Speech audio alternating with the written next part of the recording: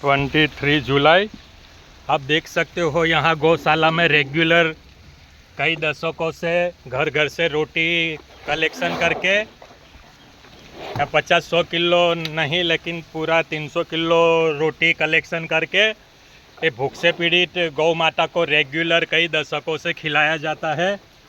आप देख सकते हो यहाँ बारिश कितनी है फिर भी ये जीवदया रथ रेगुलर गौ माता की सेवा आप देख सकते हो। ये गौवा कितनी भूखी है। यहाँ रेगुलर कई दशकों से गौ माता की सेवा होती है।